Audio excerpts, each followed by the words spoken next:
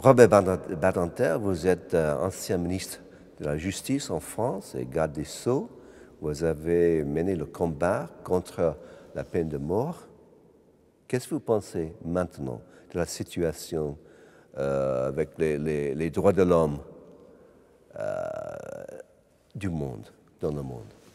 De grands progrès, de grands succès, beaucoup de batailles encore à livrer. Mais si vous prenez la situation telle qu'elle était après la Seconde Guerre mondiale, au moment de l'adoption de la Déclaration universelle, vous voyez l'immensité du chemin parcouru.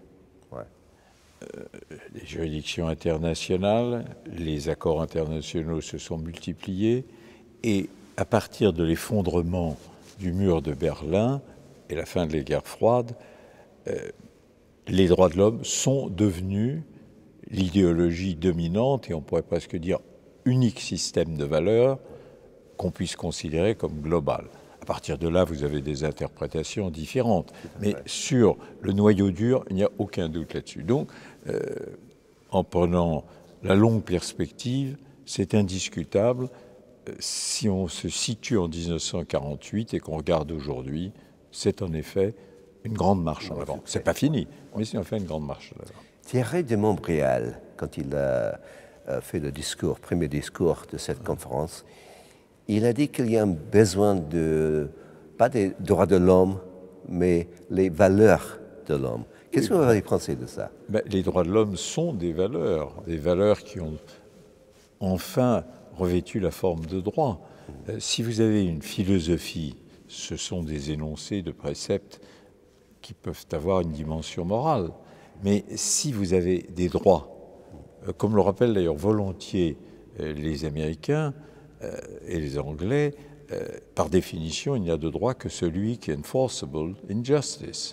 Ça, là réside la grande différence.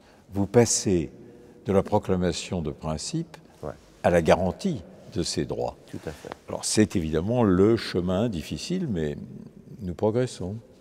Pas assez, mais nous progressons. Vous avez gagné une grande réussite avec la peine de mort, l'abolition de la peine de mort en France et en Europe. Alors, beaucoup plus que ça.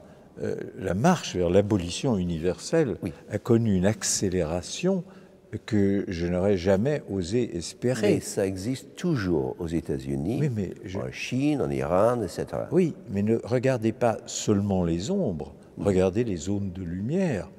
Lorsque on a aboli la peine de mort en France, nous étions le 35e État au monde. Aujourd'hui, vous avez 194 États aux Nations Unies. Sur 194, 138 sont abolitionnistes en droit ou en fait. 138 sur 194, de 35 à 138. En 30 ans. Jamais je n'aurais espéré, aucun des abolitionnistes militants n'aurait espéré un pareil succès. Et ce qui est remarquable, c'est que nous allons toujours de l'avant. Non seulement nous progressons, mais nous ne régressons pas. C'est l'épreuve d'ailleurs de l'inutilité de la peine de mort. Il faut simplement l'avoir abolie pour s'en rendre compte. Robert Badinter, je vous remercie.